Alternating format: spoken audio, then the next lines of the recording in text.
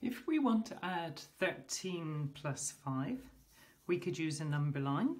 We can start at 0 and do a jump of 13. And a jump of 13 would take us to 13 on the number line. And then I need to do 5 more jumps.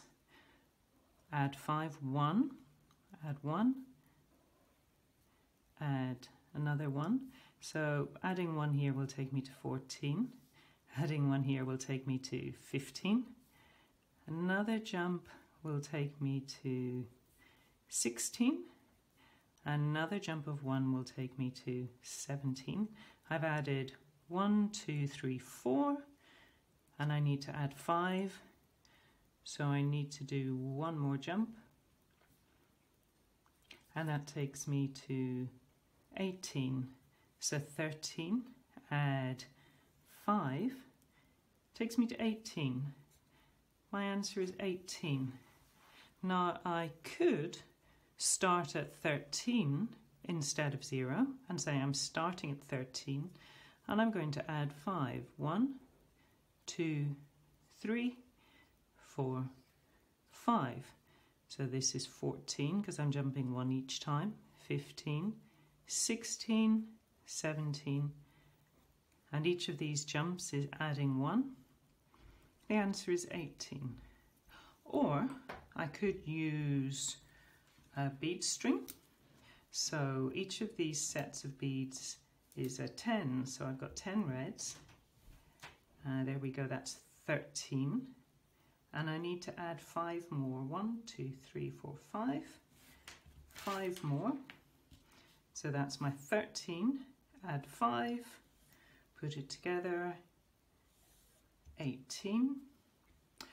Or I could use a bar model and I could have 13 here and 5 more here, and altogether this adds to 18. Or I could put my 13 in my part whole model and I can add the 5, and if I pull them all down to the bottom into these are the parts, this is the whole, that would be 18. So my answer is 18. Or we could use the column method.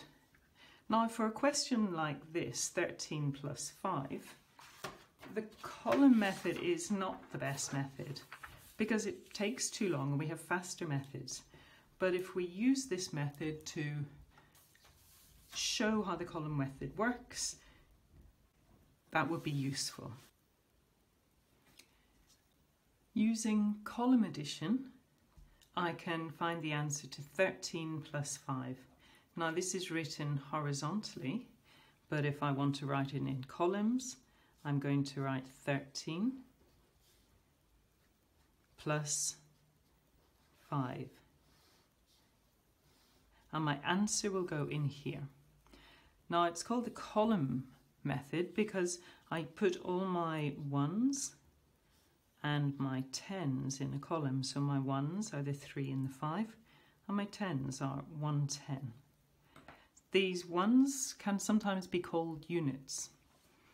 So in my top row, I've got 13, and 13 is made up of 3 1s and 1 10.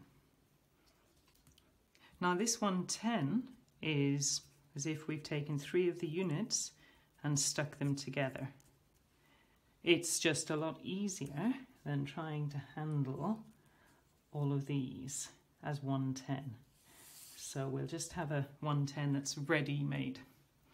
So this is my 13, 1 10 and 3 units, and I'm adding 5.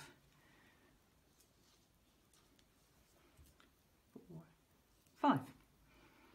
And when I do column addition, I always start with my lowest column, my column with the least value, and that's the 1s in this case. So all I do is I take all my 1s, I pull them down to the bottom, And I have 1, 2, 3, 4, 5, 6, 7, 8 ones. And I write that. You can see this is my answer area. So 5 and 3 gives me 8.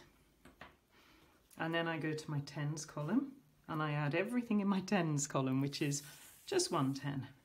And I pull it on here and I look what I have in my answer box for tens column, and it's 1.